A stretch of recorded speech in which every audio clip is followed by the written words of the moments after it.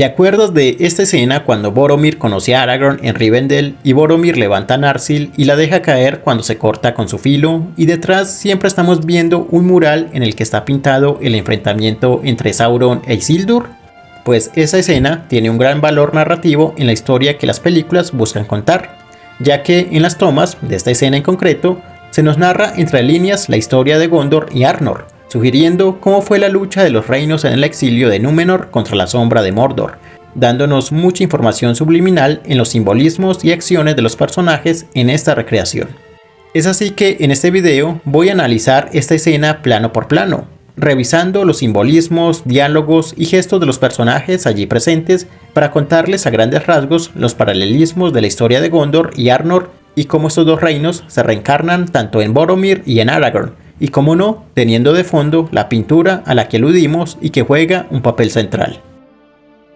Una de las imágenes más icónicas de las películas de El Señor de los Anillos es el mural que se encuentra en Rivendell, que representa pictóricamente el momento en el que Isildur, con Narsil quebrada, la espada del rey Elendil, hace frente a Sauron y logra quitarle el anillo único, y que gracias a este acto, Sauron pudo ser derrotado al final de la Segunda Edad del Sol. Esta pintura es un añadido original por parte de las películas, ya que en los libros Tolkien no describe un mural tal en Rivendell, pero que visualmente en pantalla tiene una carga simbólica muy fuerte que se irá mostrando a lo largo de la trilogía, por lo que es un gran acierto en la adaptación de Peter Jackson. Este mural, claro está, no aparece en los libros porque originalmente en los escritos el enfrentamiento entre Isildur y Sauron no fue así como la adaptó la versión cinematográfica. De hecho, entre Sauron e Isildur no hubo ningún enfrentamiento. Simplemente Isildur arranca el anillo único de la mano de Sauron cuando éste ya estaba derrotado y agonizante en el suelo. Por lo que esta pintura es un complemento visual para la pantalla que reimagina lo que las películas nos habían mostrado antes en la introducción de su versión acerca de los hechos de la batalla de la Última Alianza. La pintura que retrata el enfrentamiento entre Isildur y Sauron es significativa por varias razones. Primero, porque es una representación gráfica del bien contra el mal, de la alianza de los pueblos libres contra la tiranía de Sauron, de la lucha de los hombres contra la sombra de Mordor, y más precisamente de la rivalidad milenaria entre Númenor y el Señor Oscuro. Se da importancia en recordar ese momento en específico porque allí Isildur pudo derrotar a Sauron usando la espada rota de su padre, cortando de la mano de su enemigo el anillo de poder, lo cual permitió que toda la Tierra Media se librara del mal de Sauron. Pero también esta pintura es significativa para los elfos, para Rivendell y Elrond, porque aparte de significar la libertad de los elfos de la tiranía de Sauron gracias al acto de Isildur, también porque Elrond sería el guardián de la herencia de los Númenóreanos, tanto de la espada Narsil como de los descendientes de Isildur y la sangre real de Númenor. De hecho, al frente de la pintura se encuentra el reposo de los fragmentos de Narsil, la gran reliquia real y un objeto al que Sauron siempre temió. Por ello, esa sala del mural tiene una importancia tal que conmemora no solo el pasado de la lucha contra Sauron, sino de la lucha futura que vendrá. Este mural aparece a lo largo de la trilogía en momentos claves de las tres películas. En la Comunidad del Anillo vemos este mural por primera vez cuando Aragorn conoce a Boromir. En las dos torres volvemos a ver esta pintura cuando Galadriel habla con Elrond sobre el papel que debieran jugar los elfos en esta última guerra o si dejar la lucha solo en manos de los hombres, recordando que los Númenóreanos lo salvaron en el pasado, pero al mismo tiempo Isildur permitió que el mal sobreviviera. Y en El Retorno del Rey, el mural vuelve a tomar relevancia cuando Arwen solicita a su padre que reforje a Narsil para dar esperanza a los hombres en la batalla final, y que un nuevo enfrentamiento contra Sauron se avecinaba, liderado por el heredero de Elendil, por lo que Narsil debía adaptarse a una nueva lucha, por lo que de sus fragmentos debía surgir Andúril.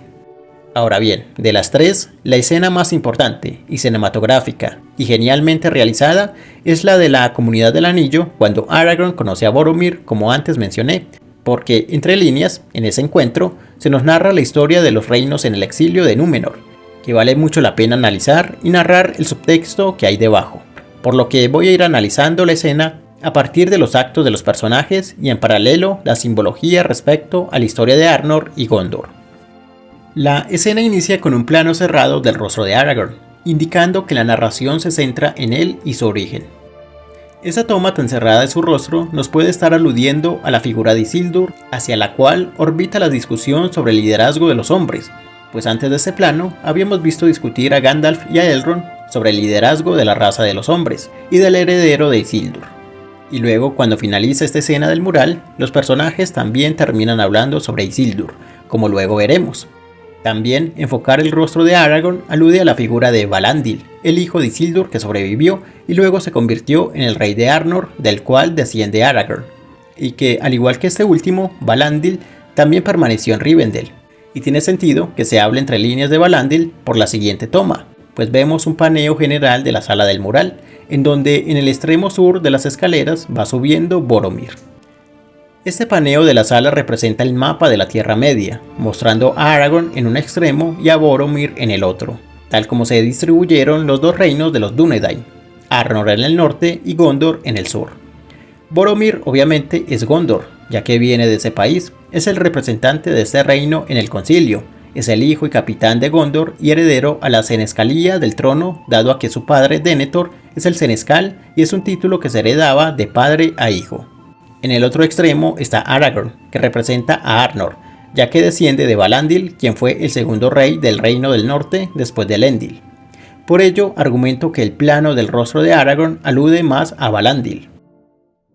Cuando Boromir entra en la sala, hay tres elementos de importancia, a saber, el mural, Aragorn y los fragmentos de Narsil, y en ese orden, Boromir va reconociendo a cada uno de estos elementos.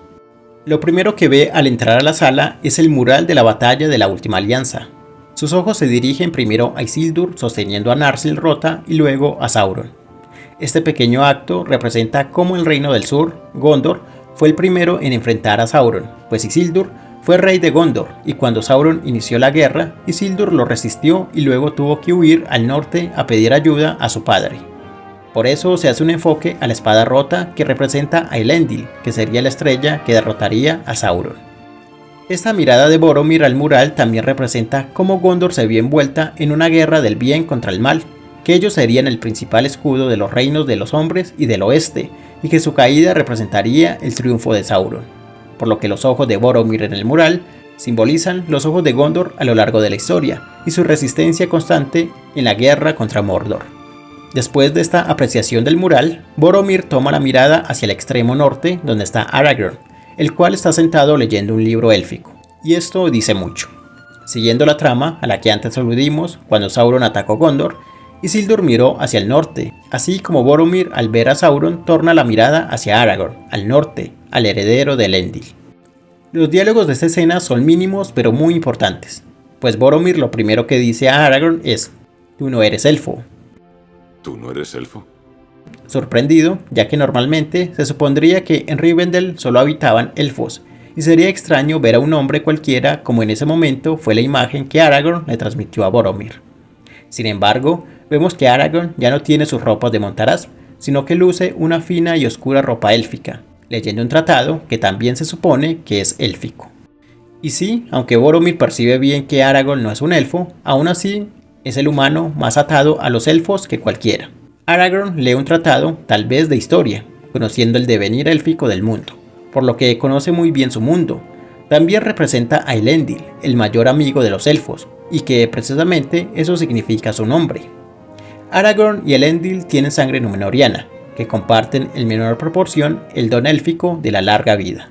Como también, Elendil tuvo estrechas alianzas con los elfos de Gil-galad, en Lindon, en el norte, y Aragorn fue criado por los elfos de Elrond en Rivendell, por lo que de los hombres, Aragorn es el más elfo de todos, de ahí su vestimenta élfica, a diferencia de los libros en los cuales Aragorn siempre vistió pobre en el concilio de Elrond. A estas pocas palabras de Boromir, Aragorn contesta con un diálogo muy curioso, pues dice: "Y los del sur siempre son bienvenidos". Los hombres del sur son bienvenidos aquí. Esta respuesta puede significar lo siguiente: pues cuando Isildur escapa del ataque de Sauron en el sur, se dirige al norte, y allí es bien recibido por su padre y el rey de los Noldor, Gil-galad. Isildur les informa de la resistencia que hacía Narion en el sur, el otro hijo de Elendil, y que en el norte debían reunir un gran ejército para enfrentar al Señor Oscuro. Tanto Elendil y Gil-galad recibieron la alerta de Isildur y conformaron la última alianza entre elfos y hombres. Entonces estas palabras de Aragorn aluden a que Isildur, que venía del sur, fue recibido y tenido en cuenta tanto por su padre, es decir, Aragorn en esta escena, y Gil-galad, representado por Rivendell y Elrond, uno de los últimos señores Noldor de la Tercera Edad. También podemos interpretar estas palabras de Aragorn como aclarándole a Boromir de que Rivendell está abierta a todo aquel que busque ayuda, ya sea hombres, incluso del sur, por lo que Boromir no debería extrañarse de ver a más que elfos en Rivendell, ya sean de cualquier parte como hombres del sur. Ante esa respuesta, Boromir, aún extrañado, pregunta por quién es Aragorn, buscando respuestas sobre a quién Aragorn representa, pues del sur no proviene, ya que Boromir debía conocer a todos los grandes señores de Gondor. ¿Quién eres? Pero Aragorn simplemente contesta de que es amigo de Gandalf el Gris. Un amigo de Gandalf el Gris. Consciente de que no tendrá respuestas claras del misterioso hombre, Boromir se conforma con al menos saber que Aragorn es un aliado de la causa del oeste, pues todos en esa región sabían que Gandalf se encargaba de proteger, guiar y dar consejo en la resistencia contra Mordor, un peregrino sabio que mantenía la lucha contra Sauron, al cual Boromir conocía muy bien por ser el maestro de su hermano Faramir años atrás y ser un visitante de Gondor. De ahí que Boromir conteste de que al menos tienen una causa común y se considerarían aliados.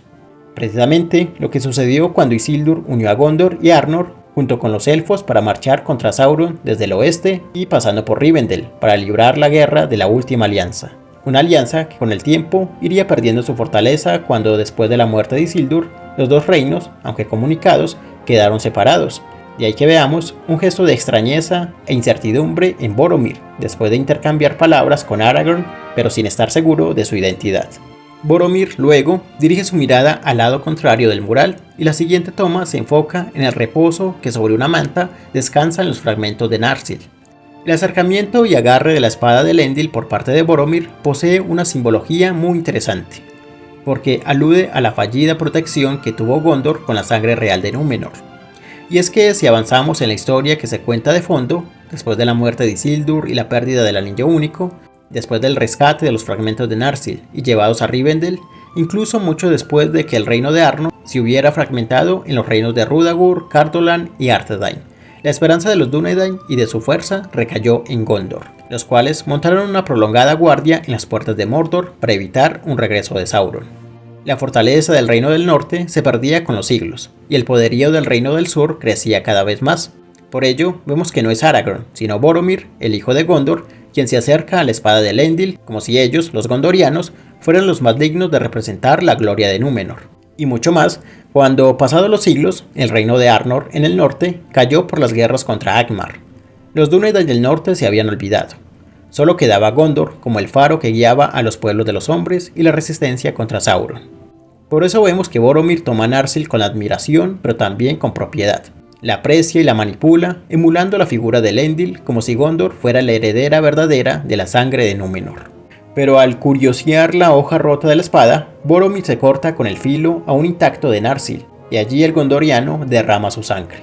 La escena hace entonces un simbolismo con la historia de Gondor, en donde la sangre númenoriana de Anarion y Meneldil se fue perdiendo y diluyendo con la sucesión de reyes que no guardaron la línea real de Elendil. La descendencia de los reyes de Gondor se perdía cuando la corona no se pasaba de padre a hijo, sino a sobrinos y algún otro capitán de valor que no llevaba la sangre real.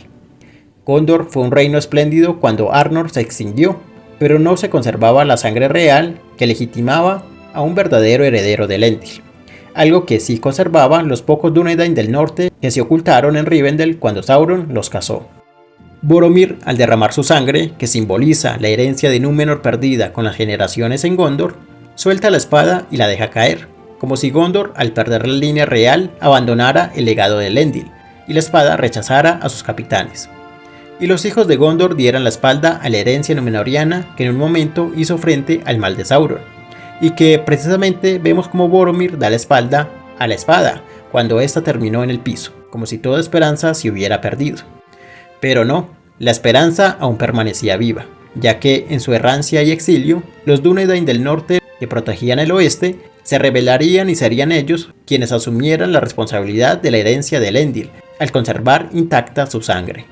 Es por eso que, sin avisar, la toma muestra la mano de Aragorn que recoge la espada con reverencia, señalándonos visualmente que la esperanza tiene un segundo momento. ¿Y quién más que Aragorn, llamado en su juventud Estel, Esperanza, recogiera con reverencia la espada de su ancestro Elendil y el destino lo llamara a proteger y auxiliar a Gondor. En este plano vemos como Aragorn toma con cuidado y con sumo respeto la espada de Elendil porque entiende el gran legado e importancia que representa, y más aún entendiendo que él hace parte de ese legado y debe honrarlo. Mientras que en un segundo plano oscuro vemos entrar a Arwen, que representa a su padre Elrond, cuando éste, al criar a Aragorn en su casa por 20 años, le reveló su verdadero linaje y su futura responsabilidad. Elrond revela el pasado de Aragorn, que debe tenerlo en cuenta y hacerle honor, pero tampoco, como dice Arwen, temerle o aferrarse a él, sino que tiene que reinventar su herencia y asumir el legado de Elendil con renovada fuerza en una nueva era. Por ello, Arwen le aclara a Aragorn que él es su heredero, que hereda su responsabilidad de enfrentar a Sauron, pero también de redimir su daño cuando Isildur se quedó con el anillo. Y allí vemos, en el mismo paneo de cámara, cómo Aragorn oculta la figura de Isildur y ocupa su lugar. Esta toma es realmente significativa porque nos habla de que Isildur caído por su error tiene que ser redimido por su heredero directo, ya que los gondorianos no pudieron. Y vemos la figura de Aragorn firme y erguida, que toma el lugar de Isildur frente a la imponente presencia de Sauron. Pero aún Aragorn duda porque al compartir la sangre númenoriana de Isildur, también comparte su debilidad. Una debilidad que podría aflorar cuando Aragorn esté frente al anillo, como lo estuvo Isildur, que caiga en su tentación, la tentación de hacer suyo el anillo de poder, de arrebatarlo del Hobbit y lucirlo como propio, como reliquia heredada de Isildur e ir a retar a Mordor por el dominio del mundo. Pero al mismo tiempo Arwen le aclara que su momento vendrá, y su reto a Sauron no será igual al de Isildur, que la guerra contra el Señor Oscuro será diferente, pero que Aragorn deberá estar al frente, ya que el mundo dependerá de ello, cuando en la hora decisiva Aragorn deberá derrotar a Sauron, pues tanto él como ella estaban sometidos a la sombra del Este.